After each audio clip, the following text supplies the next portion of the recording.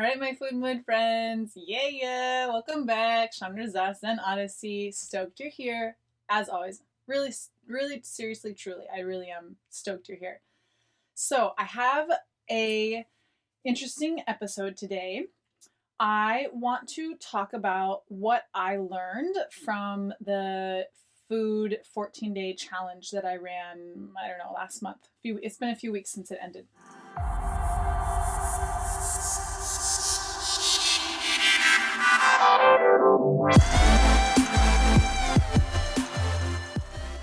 It was the first time I've done this challenge, so I learned a lot. And I think some of the insights that I have could be really useful and inspiring and kind of help make things click. So here is what I learned. I'm going to start with my personal experience first. I did the challenge for 14 days. I looked to the side because I didn't totally do the challenge. Well, here's actually, this is a really good point. So I did not stick to the challenge 100%, but when I did mess up on the rules of the challenge, I did keep going. And this is something that is like crucial to actually making food changes, is this piece of like most of us, when we flub or make a mistake or slip up or give in to a craving or whatever, or eat something that we didn't plan to eat, most of us quit in that moment. We take it as something of like, well, I'm never going to do this right. Like, what's the point? And so then we keep quitting, and then we don't get back on the horse or get back on the bandwagon or get back on the challenge. And so I ate outside of the rules a couple times, and because of what I know and how I now am in my own personal relationship with my food, I didn't make it mean a big deal, and I didn't make it mean that I then went into a binge. And I've been there. That's what I used to do. I used to totally go into crazy food spirals that left me with crazy belly aches and fog brain and all kinds of crazy ass shit. So I didn't do that. I just kept going. And the only other person in the challenge we had 20 of us in our challenge group, and the only other person who made it all the way through the challenge, and she actually did it 100%, is someone who is in my program. And in my program, I actually propose a very similar, almost identical challenge, but to my clients, I propose it for 30 days. And actually, today is the day she's actually completing her 30-day challenge, which is really exciting. And she had a really different experience than the other people in the challenge, because she had all of this pre-work done on how to manage her urges and manage her emotions. And she was able to quite easily, I mean, she's glowing. It's pretty amazing.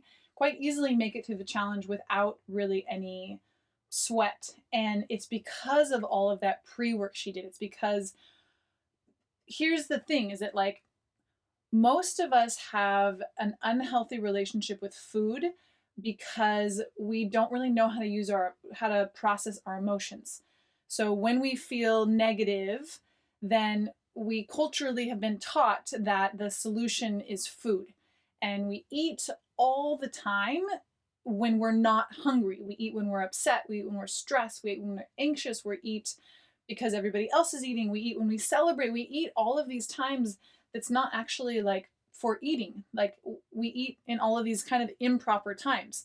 And so the whole first part of my program is really understanding how our brain and our emotions work so that we can manage ourselves without using food. And this is like, it's really revolutionary, like to think about how many times we eat to try to solve our emotions. And if we actually learn how to solve our emotions internally, then we don't have to turn to food.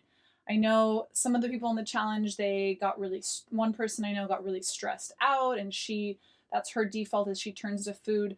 I know another person I love this person. He's actually a friend of mine also.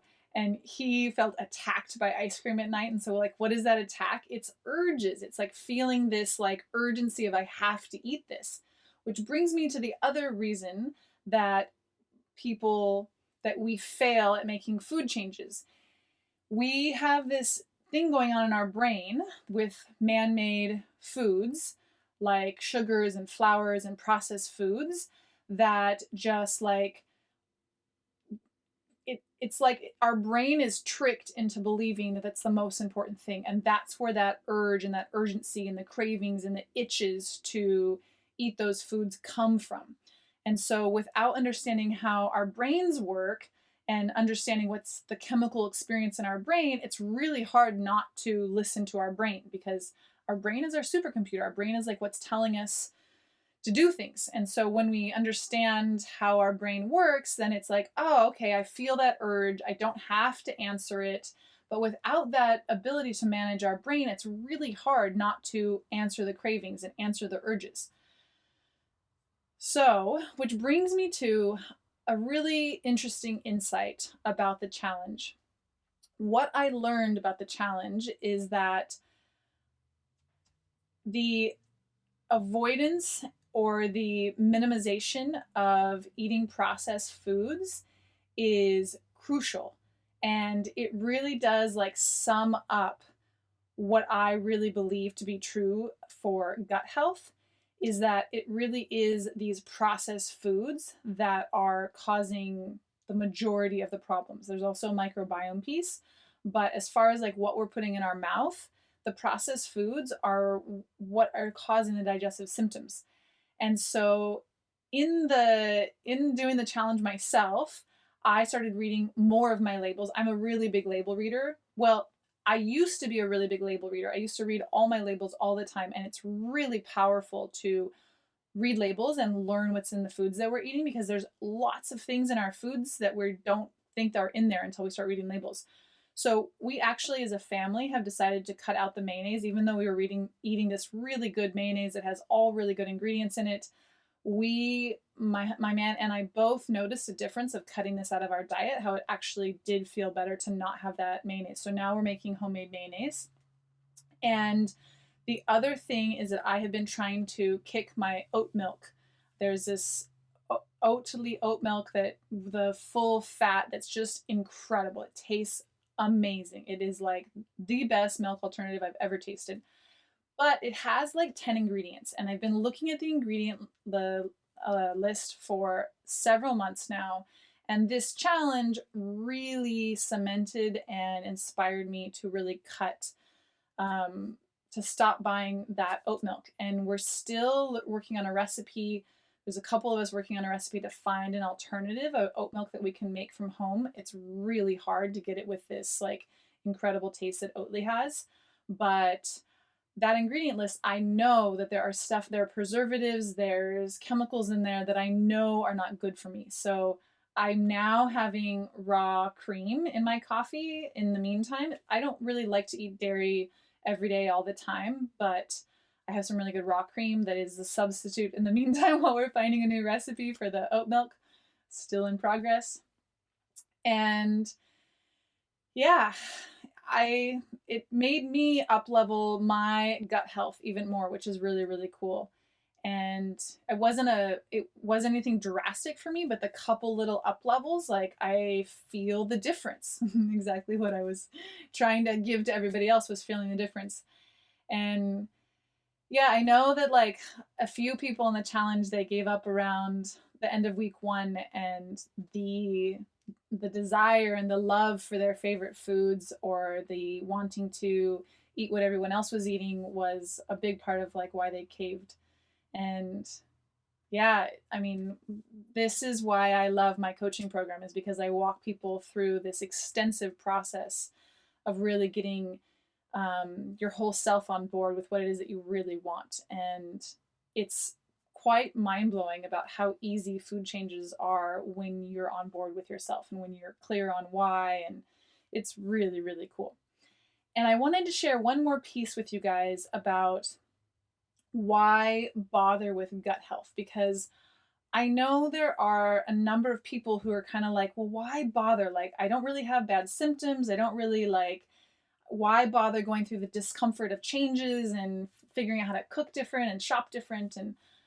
And I've been thinking and I wanted to share with you my thoughts. I have one client who I just absolutely love and adore. And we are mostly working on time. We're not working on food changes with him. We're working on, he doesn't have any gut symptoms or any reason to make food changes this way, but he has like his big thing that he wants to change is his relationship to time. And I have been thinking about him so intensely this last month and thinking about how one of the most amazing pieces for me with gut health, like for me 10 years ago, my gut health was about feeling better because I was in pain, I had brain fog, I had eczema, I had asthma, I had all these like physical symptoms that were like just super not fun. So that was my motivation. But now my motivation for continuously up leveling my gut health is actually my brain. So right now I'm pretty seriously doing intermittent fasting. I'm fasting at the moment while we're talking during this video, or while I'm talking during this video. And I am doing it actually for the reasons of healing a scar. I have my scar from my birth, and I also have a couple other little like small health things going on. And I know that fasting is really good for giving my body the time and energy to heal. So that's my reason for fasting right now. And in the second half of my program, one of the things that I offer to my clients is fasting. And actually, I'm going to talk about fasting in my next video, so I don't want to talk too much about it right now. But when we up level our gut health, when we cut out processed foods, when we're metabolically flexible and we're able to intermittent fast without the hangry and without all the problems, what happens is this brain power, this clarity, this productivity, this really incredible brain experience. I'm not articulating this super well, but beyond like not having digestive symptoms, there is this optimization of our guts that when our gut is functioning really well and it's really clear, our immune systems are stronger because a lot of our immune system is inside of our gut. And when our gut is clear and functioning really well, then our brain is doing the same thing. Our brain is functioning really well. So I'm talking to this client right now, and when we started our agreement, the agreement was never to work on foods. And now I'm kind of bringing the conversation back up to him. I'm like, wait a minute, but like, I think that if you make these food changes, your productivity and your experience of time and your relationship to how you show up and how productive you are and how clear you are and how decisive you are is going to be impacted by you making some food changes. So it's a really cool like twist to the whole game of like, yes, there's like getting out of feeling shitty. Yes, there's losing the 5 pounds. Yes, there's stopping the bloating. Yes, there's stopping the depression or the anxiety that you're having that's gut related. But then on the other side, there's also the optimization. There's the super clear brain. There's the ability to work for 6 hours straight with just this incredible efficiency and creativity. I mean, this to me is now, it's not the reason that I'm doing intermittent fasting right now, but like it's an insane benefit. I am just like, I mean, maybe it is kind of becoming the reason that I'm doing it because it's so useful and it feels so good. I'm not fighting, I'm not having to caffeinate after I eat in order to keep my brain power up. It's really, really cool.